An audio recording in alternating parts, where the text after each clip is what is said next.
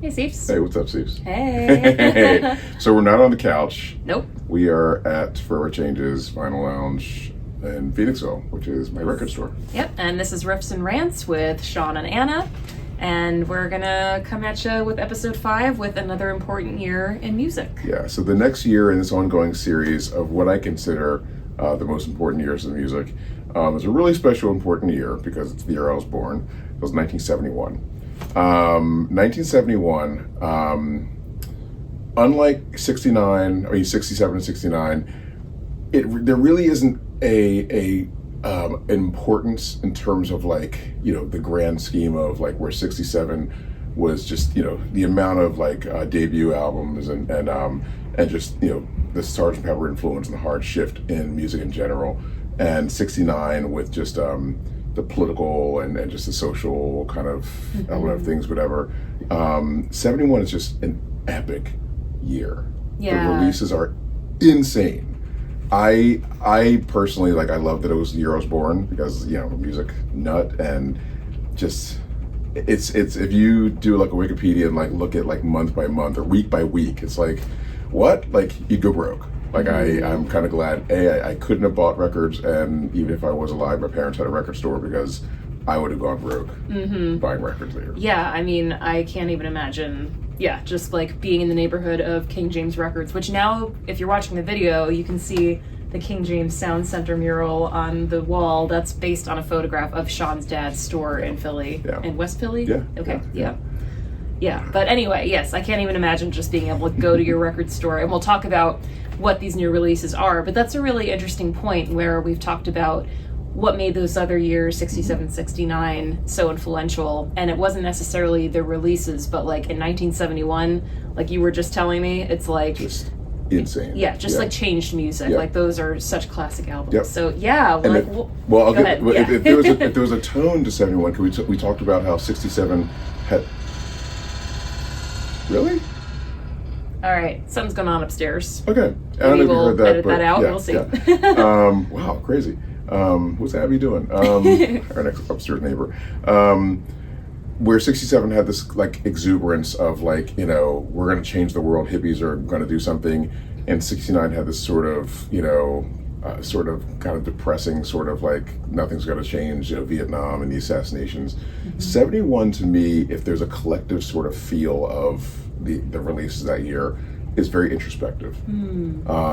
Just if you just do a playlist of 71, you know, you don't really hit the dance floor too much, you know, and I know a lot of people, there's 2 albums that I think a lot of people think of in 71, like, no, but those are rockers.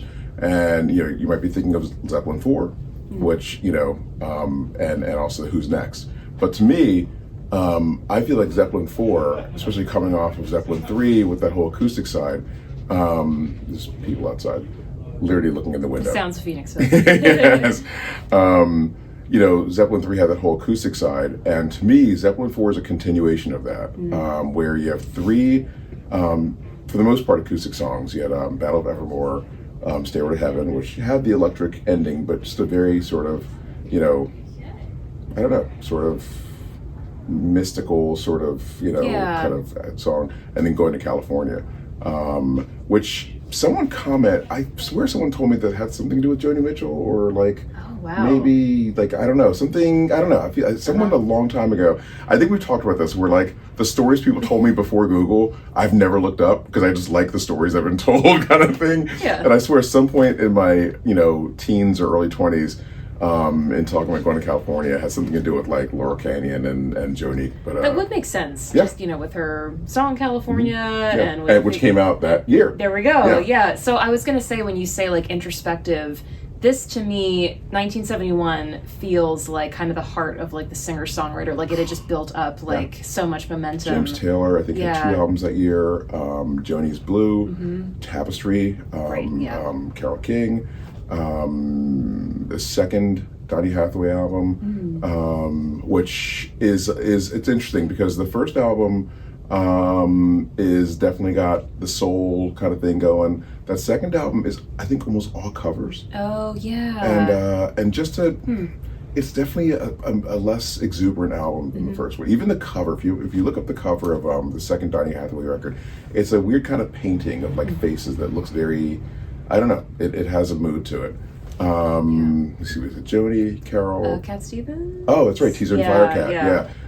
Man, you're right. The singer-songwriter thing was in full bloom, yeah. Well, we've talked about our backgrounds enough, you all probably know us, but as a singer-songwriter, it's like, those are kind of the giants on whose shoulders I stand, sort of thing. It's like that, and having grown up listening to a lot of that music, you know, it deeply impacted me and really shaped, I think, that sound and that tradition of, because before then, I don't know if we've talked about it on the podcast, but like, there wasn't really the assumption that if you sang, you also wrote your own songs. Like those professions were formerly very separate. Yeah. So, yeah. That's very cool. Do you want to keep going, or I'd love to jump in on that, actually. No, please, yeah. So, what Anna's talking about actually goes a little further back to 1963, where one of the innovations of the Beatles was that when people bought that first album, the majority of the songs were by these guys named Lennon McCartney, and like I think one or two songs by someone named Harrison, which was not a thing. Yeah.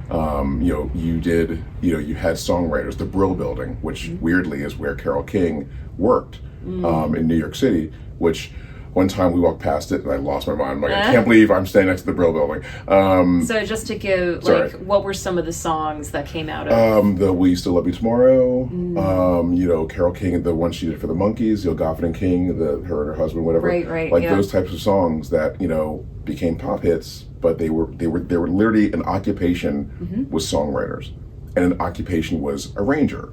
And which someday we'll go on the whole thing of current music, and I do love current music, but somewhere in the late 70s, 80s, the art of arranging got a little lost. And we've talked about it in regards to Motown, and just the instrumentation, the different sections of a song, like how arrangements really shape the song more than even just the songwriting and performance, but like knowing that's such a skill set in itself. And then I promise we'll get back to 71. Yes. But so with the advent of musicians writing their own songs, and for better or for worse, better and worse, Brian Wilson, the genius, the god.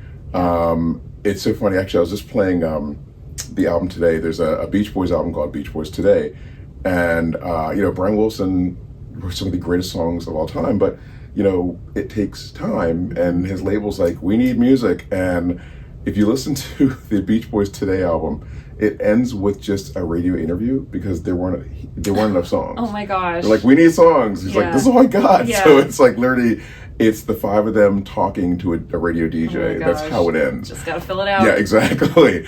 And then I give a lot of credit to the Stones, where their first, I think, maybe 4, maybe 5 albums were almost all blues covers, and sprinkled here and there were originals like Satisfaction and Get Off My Cloud, but it wasn't until Aftermath in '66 where it was a full album of their songs. So I actually give them a lot of credit for, instead of trying to write songs, they like mastered the blues, mastered the sound that defined them. And it's like, I think we can write this stuff, But anyway, the next phase in the songwriting thing is the singer-songwriter movement, which we may do a whole episode on just that. That does sound like, its own episode. But the short version of it is the reason for the term, and I actually hate how the term is thrown around so much these days, was if you played an acoustic guitar, you were a folk singer.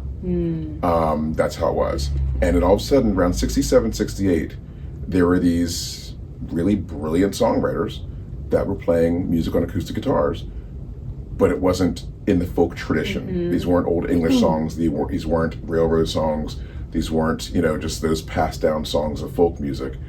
They were about your feelings, or about getting high, or about like whatever, and there needed to be a term for it. And they called them singer-songwriters.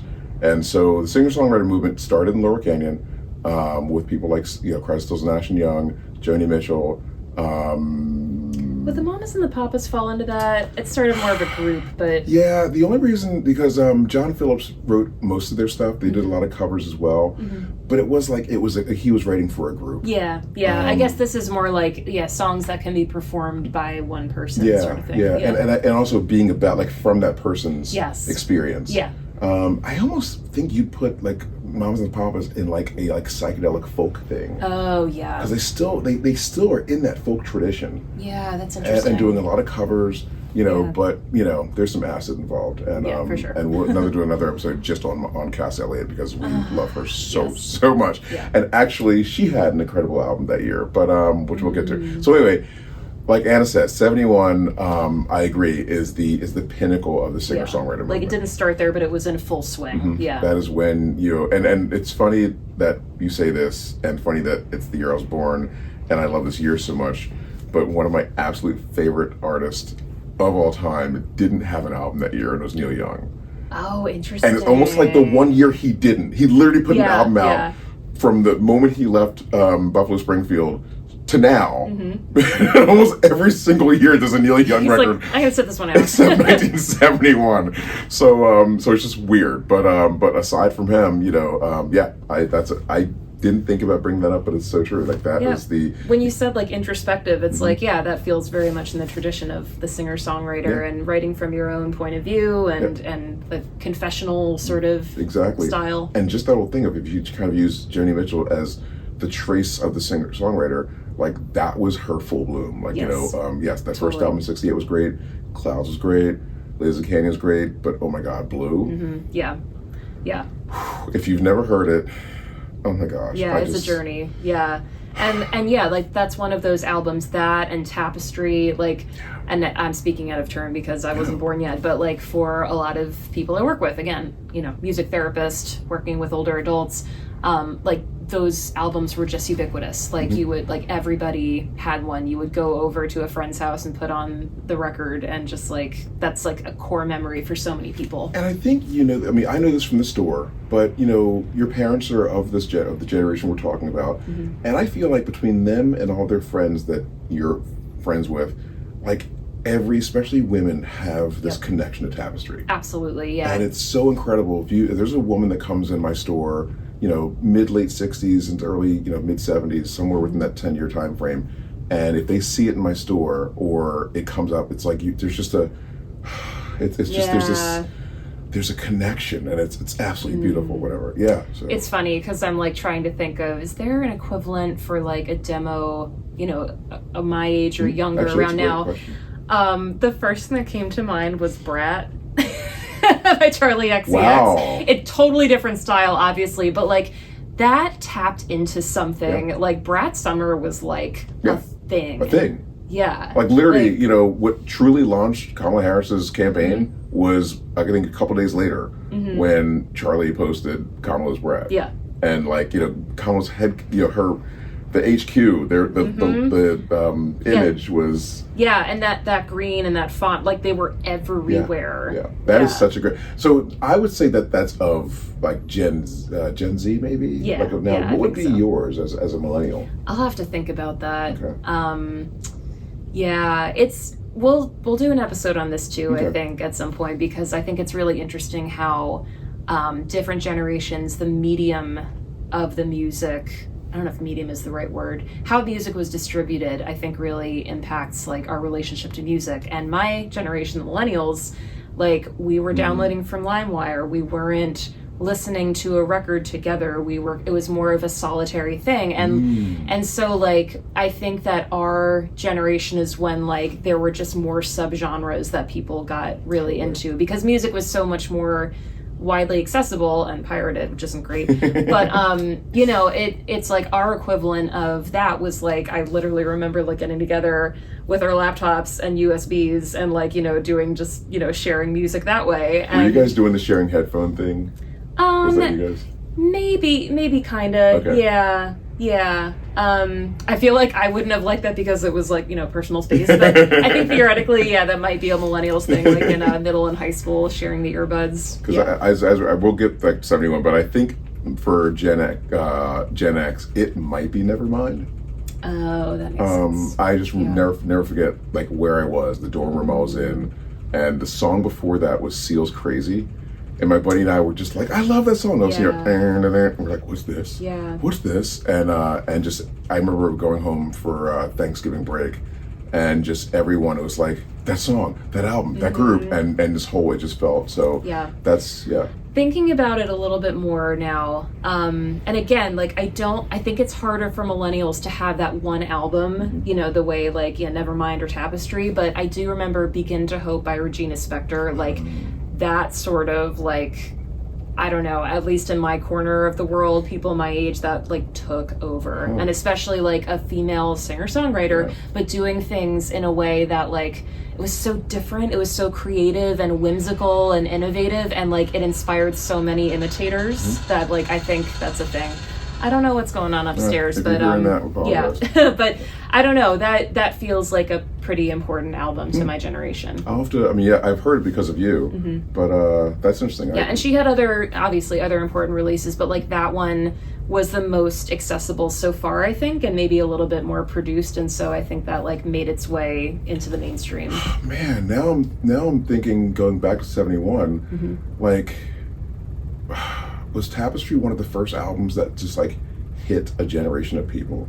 Like I know, like say Sgt. Pepper, like as big as that was, like black folks don't weren't into it, you know. Yeah, that's interesting. You know, Abbey Road maybe, but it's like there's something very special, and if you were of that generation, we'd love to hear your stories from comments, or if you have parents or grandparents, whatever age you are, just ask them about, especially women. Ask them about Tapestry, and you'll probably get an earful of memories and where I was, and big time. Yeah, it's really beautiful. Yeah, even just we're totally derailing ourselves, but even like the album cover, and that's another thing we want to talk about at some point. But like, it's just so, it feels so unperformative. It's just Carole King like in her living room, sitting in the window with like her cat, and it's like, you just feel like you're there with her. Like there's such a sense of connection and relatability, and I don't know, there's something really special about that. That's interesting, because I think that's just everything we're talking about, like epitomizes the singer-songwriter. Totally. Is like the lack of, you know, and I have no problem with like, you know, pizzazz and the posed, and whatever like, kind of thing, but just, you know, when you think of that person sitting with you with at their piano or their guitar, and you know, that album cover is just the epitome of that. It's so true. Yeah, wow. And the songs are so vulnerable. Like it really does just feel like, you know, she's a friend, like, and you're sharing like intimate sort of it's feelings. So perfectly produced. It's such a warm sounding record. It is. I forgot which track on there we were listening to one time, and I realized like how like if the drums are actually really hot, like whoever's playing is like killing it, but just the way it's mic'd and mixed, you don't, it's like, oh, this is such a chill, it's like, it doesn't take over, he's killing it, but it's like, you just don't feel like same with like the rhythm section, the bass and the drums, just kind of like there's a lot going on. Fire. But it's just so muted, and so what an incredible record. We could just do an episode about Tapestry. But and a really important album in 1971 for sure. So I actually had to make a list. Usually we just do this kind of off the cuff, but there were so many 1971 releases that I'm like, I'm just going to narrow it down to 6. I ended up with I think 11 on here, but so a huge one for me, I think within the African American community, but I think it has branched out universally, but similar to Tapestry, is like Where Were You, you know, Soundtrack to My Life kind of thing, is Marvin Gaye's What's Going On. I've always told the story, I love owning the store for other people's experiences, because this album came out the year I was born, and I guess the privilege, but also the curse of I don't remember never hearing this song. It was playing in our house from the moment I came home from the hospital.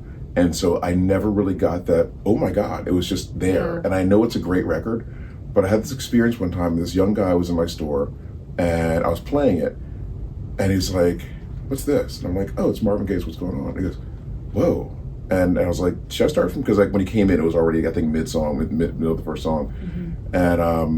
And watching him hear this album for the first time, I was envious because I'm like, oh my God, like I can't imagine Right, that being like in your revelation. 20s and like hearing the, whatever. Yeah. And so yeah, it's an incredible record. And again, that cover, that somber, here's one of the sex symbols and hottest soul singers of the 60s and now 71, and he's in this raincoat in a playground in the rain and just like, yeah, I mean, there's so many, Berry Gordy it's plenty of stories about Berry Gordy, like didn't want this album made. And feel free to look up, I don't know if it's any documentaries. It's a really good Motown documentary. It might be in there, but Marvin Gaye almost had to like, because the Motown offices had moved to LA, but the studio was still in Detroit. And so Marvin Gaye recorded it in Detroit with the Snake Pit crew, without Berry Gordy knowing, and after the fact shipped it out. And I can't remember the full story, but there are two completely different mixes of the album. There's something called the Detroit mix, which is the way they mixed it in the Detroit studio, but the one that was released was mixed in LA, and they're very, very different. I personally think the Detroit mix has a lot more impact. Basically, all that reverb is gone. It is so hot. Yeah. And the dual voices, that multi-voice thing of his, they're at the same level. Oh. Yeah. So it's not like the sort of it's more of a conversation almost. Yeah. It's very it's intense. Yeah. So really quickly, I'm sorry. But like we've talked about in I think the 67 episode about Motown and how black artists weren't really allowed to like deviate too much from the show, the very formal, love songs that could cross over, and it's like this feels like huge in terms of what black artists were allowed to sound like, because musically it was pretty experimental, but also like what they were allowed to talk about and express, and like as much as it's political and talking about the world issues, like I feel like his sorrow and his grief about that are so raw. And anger. Inner City Blues, like damn, you listen to that and it's like big time. Whew, and it's you hate that it's still relevant, and it's almost more so now than then. But it's so true. I'm glad you brought that up. I used to always say 71 was the 67 for soul music, because it was the year that soul artists could. Because the other big one that year was Sly and the Family Stones. There's a Riot Going On. Oh, which again, very dark, yeah, very heavy, and it's like people were like the last thing they heard from Sly was "Thank You for letting me be myself" and "I Want to Take You Higher." And it's like, new Sly. Right, the party stuff, yeah. What is it? I can't. And even the single, The Family Affair, it's a groove, but can't dance that shit. I mean, I guess Brothers Found a Way. I think there is actually a Soul Train Line episode of Family Affair. I think there is. Yeah. But it's like you're now sitting and listening to R&B artists instead of like, it's hit the dance floor. Yeah. It's like there's really a message that they're trying to get across. Yeah. And then I don't consider them soul music or really funk, despite the name, but Funkadelic's Maggot Brain came out that year as well. I don't think George Clinton and the guys would feel insulted by me saying that, but if you listen to the first Funkadelic record, self-titled, Free Your Mind, Maggot Brain, and even the next album, America Eats Us Young, that gets a little funky, but they're rock albums. They're rock albums by the funkiest rock band you've ever, and Maggot Brain's an 11-minute long, I think it's 11 minutes, just guitar solo, just straight up guitar solo. And Super Stupid rocks harder than any Zeppelin, Black Sabbath song you'll ever hear. And but again, black artists doing something that And a couple years before, speaking of, the Parliaments, which was Funkadelic, before they became Funkadelic, was doing doo-wop. And then that first Parliament album, was kind of wild, but just, so it was finally a moment where, and one last one, sorry. 1971, to me, begins the Stevie,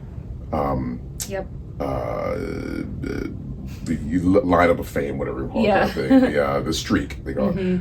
Most people will always say like 72 with Music in My Mind, or even Talking Book, but Stevie had an extremely experimental record in 1971 called Where I'm Coming From. And again, same thing. The album before this had Ding, ding, ding, ding, ding, Oh, yeah, ding, Signed, ding. Sealed, Delivered, Yeah, Signed, yeah. Sealed, Delivered. There were hints of it on that album with Heaven Help Us All and Never Had a Dream Come True, which, way too emotional for me. But Where I'm Coming From, the only single was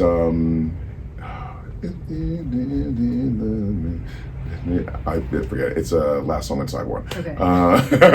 Sorry, I can't help with that one. No, yeah, it is even for a hit single, it was a deep track. But you will not hit the dance floor with this record. It opens with this strange harpsichord sort of thing. Yeah. And but it's brilliant. Like if you're not waiting for the Isn't She Lovely or Superstition, if you just want to hear a singer-songwriter who happens to be an African-American, it's a stunning record. And so yeah. Is that no, it's not. The In the City or Living in the No, City? that's Intervisions. Okay. Which would have been. So yeah, let's just throw that into the mix. When Where I'm Coming From came out, Stevie was 20 and playing all the instruments for the most part. And so yeah, then 72, which was Music for My Mind and Talking Book, he was 21. And then Intervisions, he's 22 years old. Or 22 I think.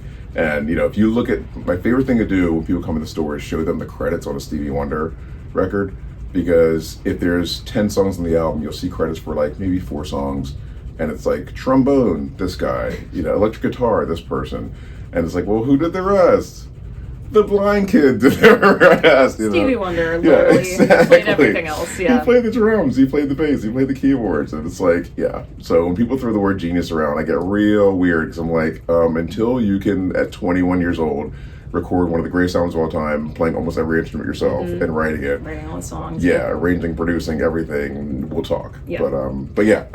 So super great. So John Lennon's Imagine. Oh wow. Yep.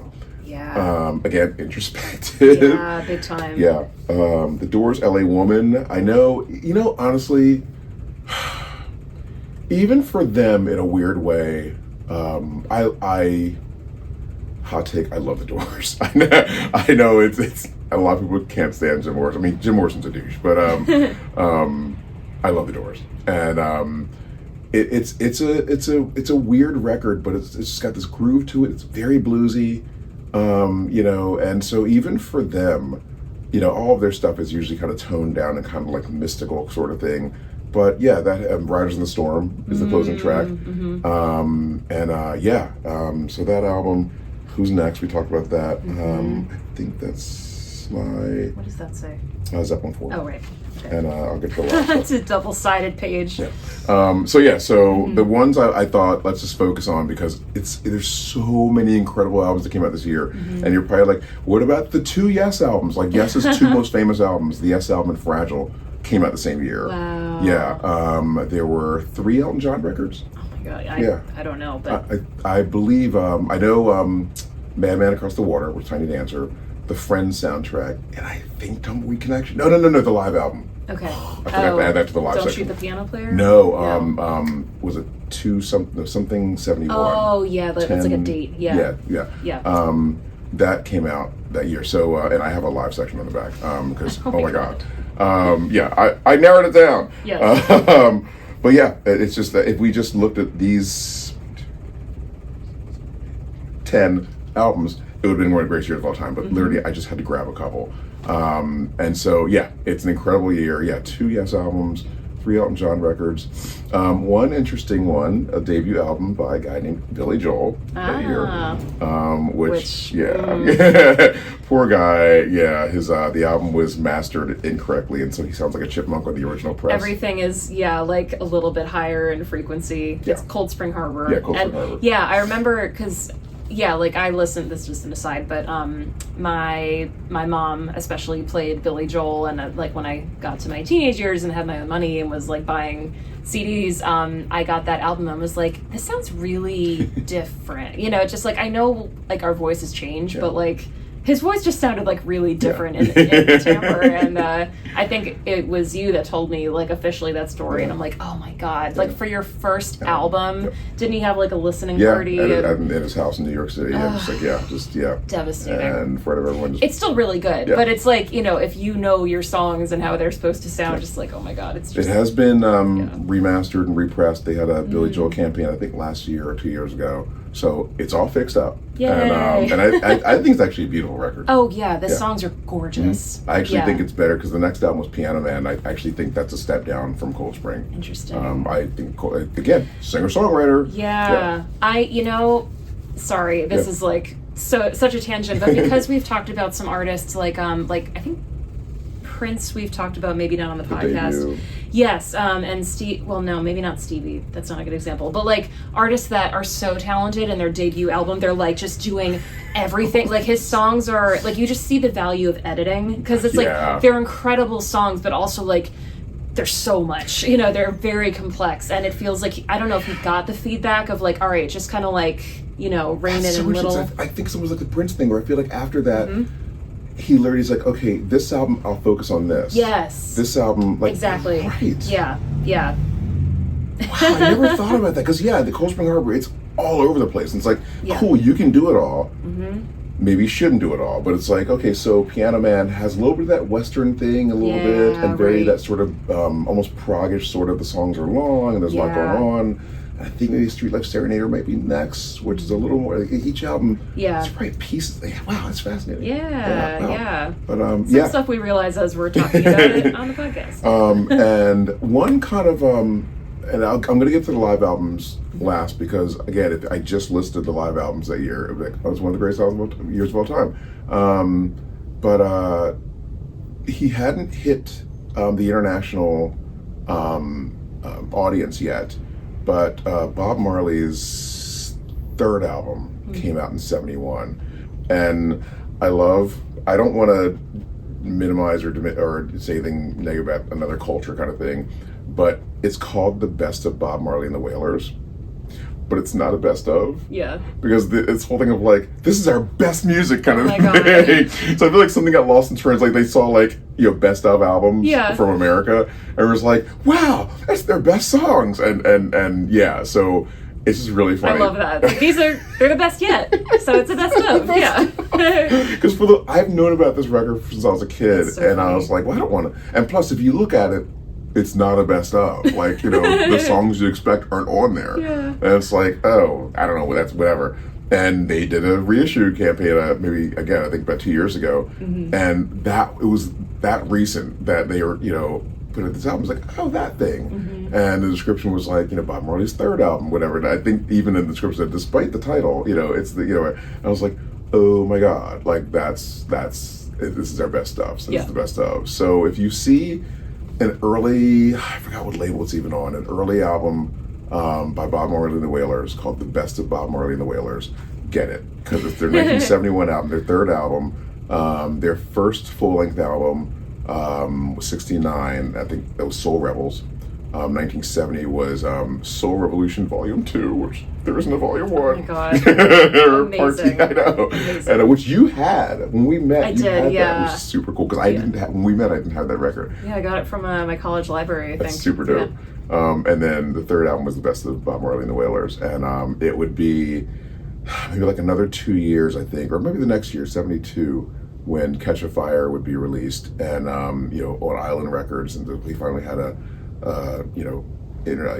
large record deal, and but still hadn't hit the States yet, which is going to bring me to our next episode. But so real quick before you guys are dead asleep, live albums in '71, and anyone who knows this era, the late '60s into straight through the '70s was the era of the live album, and usually they were overblown. You think of like "Song Remains the Same" by Led Zeppelin. It's like, we don't need one side of Moby Dick. No one does. Was it Yes's Yes shows or Yes songs? It's 3 albums, 4 albums. Oh my God. Yeah, and it's like one side is one side is one song. Yeah, exactly. Yeah, sorry, I didn't finish. And Anna finished. Like, I know what he's trying to say. But 71 was the peak of this in the best way. So we have Aretha Franklin's Live at the Fillmore West, which is unbelievable. Yeah, remind me some of the songs that are on there, because... Well, the you know, of course, it starts with Respect and things like that. Right. But the second half, the encore is Spirit in the Dark. Well, the first part of the encore is I'm forgetting it, but I forget. It's just like a slow blues, and then after that, someone lets her know that Ray Charles is in the crowd. That's right. Yeah. And I'm sorry I forgot that other song, because one of the neat things, you know, back then the encore wasn't guaranteed, and so it's really bugging me. I can't think of that encore. So you know, where now the encore would be Respect, where the encore would be like, you know, the big song everyone's there for. But she had done the show, and this Fillmore crowd's gone crazy, and so she comes out and you know, launches into this like deep soul with that church. You know, bring that church to the Fillmore West kind of thing, and then and all of a sudden, you know, she finds out Ray Charles in the crowd, and they launch in the Spirit in the Dark, and do yourself a favor. So there's a complete version of the weekend of shows, which is very exhaustive, but you get to hear, if you want to. It's a lot to listen to, but you know, she's playing Spirit in the Dark when someone lets her know Ray Charles is there, and he's in the back of the theater, so the band has to riff for like almost like 15 minutes while he gets up there. And so on the edited album, it's very quick. It's like, oh my God, yeah. And her famous line, I just discovered Ray Charles, which is like one of the greatest lines of all time. And you know, you just imagine you're at the Fillmore West, and the show opened with Tower of Power. And then the backing band was the second act, which was In the Window. My God, hang on. King Curtis, wow. King Curtis, they were the second act, but then they're also her backing band. So, you know, King Curtis has Billy Preston, has Bernard Purdy, Cornell Dupree. It's just an all-star band, and now they're backing up Aretha. So your night has been Tower Power, King Curtis, and Aretha Franklin, and ends with Ray Charles on stage. So it's ridiculous. Like, I was like, I would never see a concert ever again. It's like, I'm done. Where do you go from there? Yeah, exactly. And so speaking of that, my tie for favorite live album of all time came out that year, which is the Almond Brothers Live at the Fillmore East, which is, all I'd say, if you're being like, Shawn, are you sure? I was over a friend's house. We were just listening to music, and he played a song. I forgot what it was. Because I think this is the best rock instrumental ever. And I was like, oh, have you never heard In Memory of Elizabeth Reed? And he goes, huh? So we live really close by. So I got in my car, I drove home, I got my copy of Fillmore East, came back, played it for him.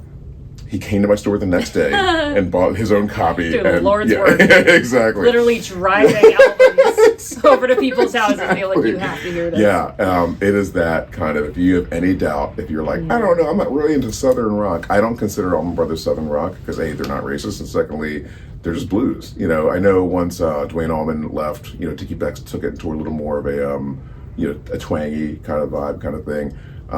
But they're, you know, one of the OG jam bands, and it's powerful. It's absolutely powerful. One of my favorite things about the recording on the album, it was, I think, a 2 or 3 night stand, so it is like pieced together from those dates, even though I think it's mostly the last night.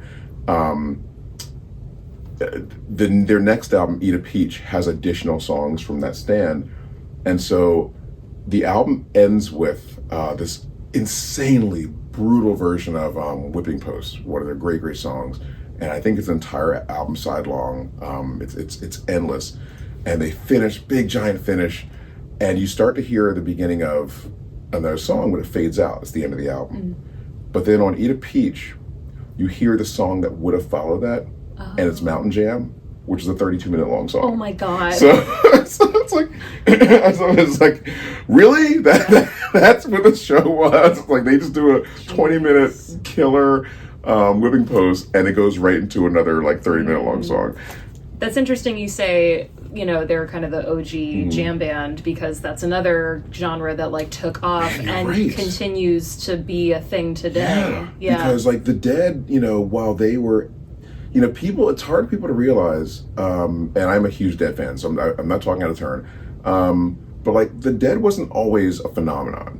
And, into the late 60s and into the early 70s, they were culty. They were, like they had, it was still people didn't know who they were. Yeah. It was like this group of people who were, insane fans, but it wasn't, the dad next door or like, your Spanish teacher kind of thing, whatever. So specific. But yeah, it wasn't a household name necessarily. And so you're right, 71 was the Skull and Roses album. And that was one of those Deadheads, fact check me, was that the album that came with a postcard saying Deadheads Unite? Like, basically that way they were collecting, if you're into the Dead, send this in. Oh, cool. And so it was that first time of like, yeah, I'm a Deadhead, I think it was that album that came with that postcard. But, 69 was Live Dead. 70 was the two great American Beauty, Working Man's Dead, which now are iconic albums, but they hadn't fully hit yet.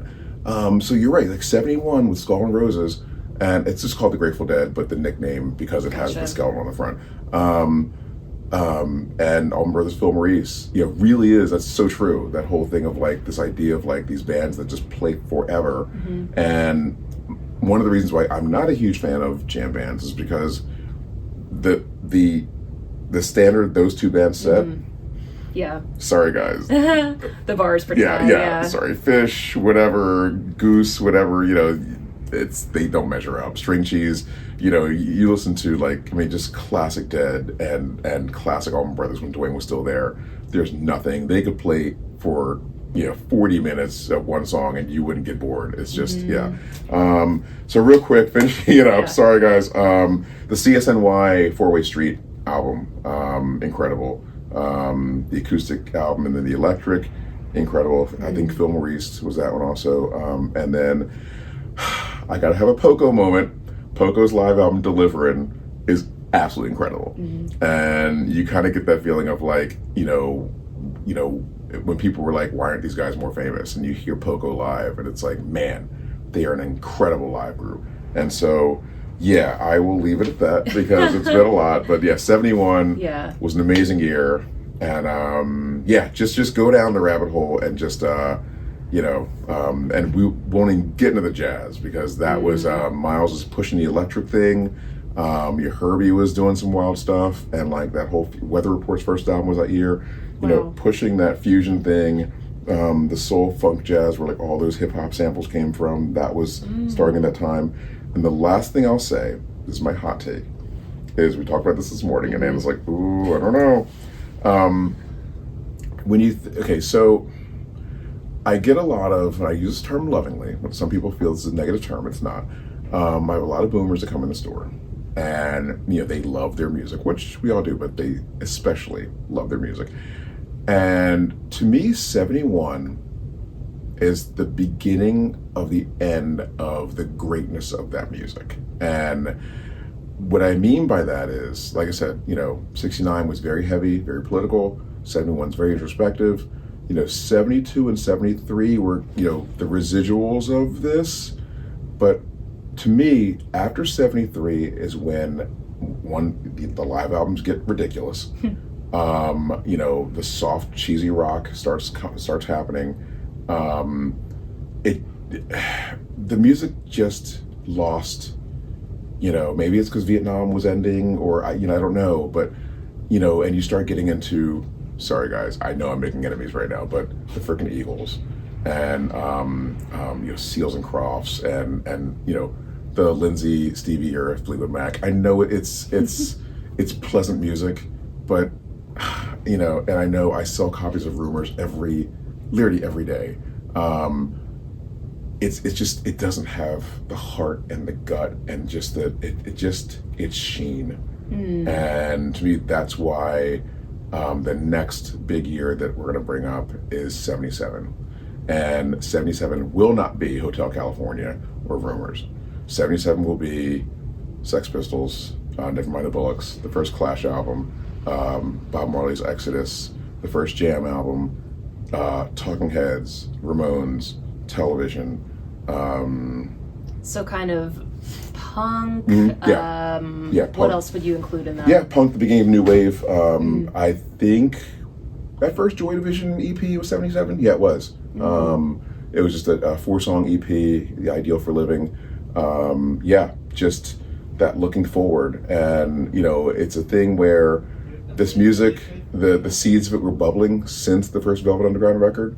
And so, in all of this, there's this other thing happening, this thread happening that barely anyone knows about, where you've got Velvet Underground, you've got Big Star, you've got Modern Lovers, Iggy and the Stooges, MC5, Death, the first punk group, 3 black dudes from Detroit. Wow. And it's just this thing, and 77 is when it just hit. And so kind of like with 67 with the hippies, 77, and that is a year, if 67 was, one of, / maybe the most important year of music, 77 is a close second, because right now there's nothing in this store, and my store is the 60s, 70s rock is behind the camera, and over here against this wall is anything punk and later. And there's nothing that has been released since 77 that you can't point a direct line back to that year. Interesting. It is so I know there are people who have a very strong connection to 70s rock and yacht rock and things like that, and it's good stuff. It's just, I love Abandoned Luncheonette by Hall & Oates. I love the album. It is not going to take me emotionally where What's Going On does. Rumors is a pleasant record. It's nice to listen to. Steely Dan, great albums. They are not going to take me where There's a Riot Going On or where Joni Mitchell blew. And there are some outliers. Dylan, Blood on the Tracks, greatest album of all time. Joni, For the Roses, Court and Spark, and Hajira, but, I just, those are the exceptions. But I just think in general, 71 was the peak of that Beatles, right. the kids that, first heard something new with the Beatles, became hippies, were, marching, civil rights, and, Woodstock generation.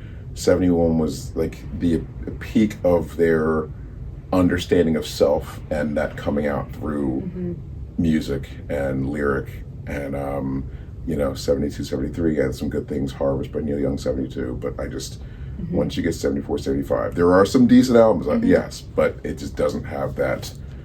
This album is giving me life. Like, I need this album to get through this day. And that's just my personal hot take. But. Yeah, I like when you first told that to me this morning, I'm like, I get it. And also, like, I can see people having opinions and feelings and reactions about that, which is totally allowed and fine. Yeah, totally. But it does make me think, like, for every